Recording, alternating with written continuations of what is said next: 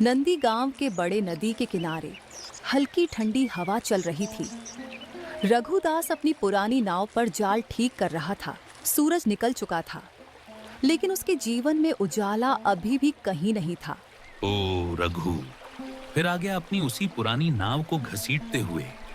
लोगों की नावें सोने जैसी चमकती हैं और तेरी ये नाव, मेरा ख्याल है इससे तो लकड़ी बेचने वाले भी मना कर देंगे। कितनी बार कहें छोड़ दे ये काम, तेरे बस का नहीं।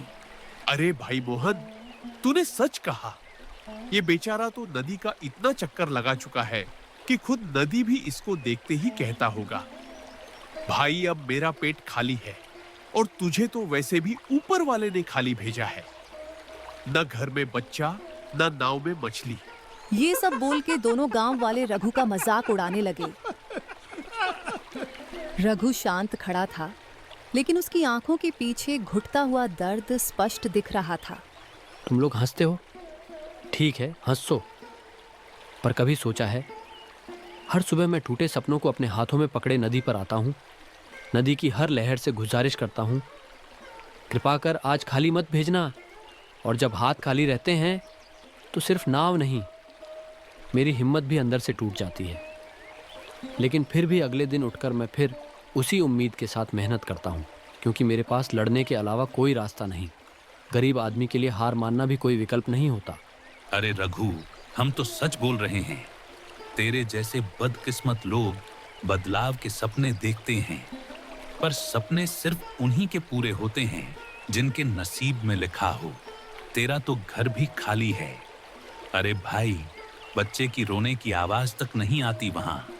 ये सुन के रघु बहुत दुखी हो जाता है और वो खाली हाथ ही घर लौट जाता है। लेकिन वो जानता था कि ये दोनों बस उसके दिल को दुखाने के लिए ही ये बोल रहे हैं, क्योंकि ये दोनों रघु से जलते थे। रघु मेहनती और बहुत ईमानदार था और गांव के कई लोग उसका प्रशंसा भी करते थे। शाम को रघु खाली हाथ लौट आया। कमला मिट्टी के चूल्हे के पास बैठी थी। चूल्हा ठंडा था। आज भी कुछ नहीं मिला ना? बताओ, क्या आज भी हम दोनों रूखी सूखी खाए सोएंगे? कभी कभी सोचती हूँ, हमारा जीवन ऐसा क्यों है? इतनी मेहनत करने पर भी क्यों हमें सिर्फ आंसू मिलते हैं? कमला, अगर मेरे बस में होता ना तो मैं तेरे कदमों में दुनिया की सारी खुशियां रख देता। पर हर दिन जब मैं तुझे खाली रसोई में बैठा देखता हूं तो ऐसा लगता है जैसे किसी ने मेरे दिल में चाकू घोंप दिया हो। मुझे दर्द खाना ना मिलने से नहीं, तेरे आंसू देखने से होता है।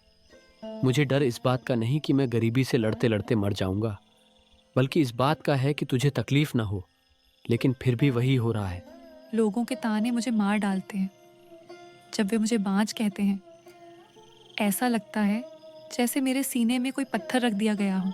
मैं भगवान से रोज प्रार्थना करती हूँ, एक बच्चा दे दे, बस एक, चाहे मेरा जीवन ले ले। लेकिन शायद भगवान भी मुझसे नाराज है। कभी कभी लगता है मैं ही आपकी बदकिस्मती हूँ।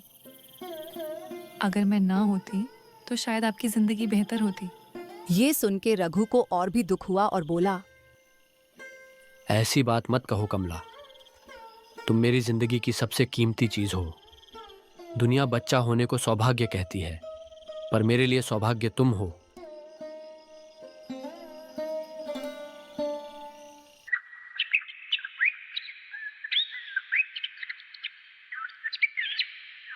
अगली सुबह रघु फिर नदी के किनारे गया। जाल फेंकते ही लहरें ऊंची हो गई। जाल किसी चीज में उलझा और उसका जाल फट गया।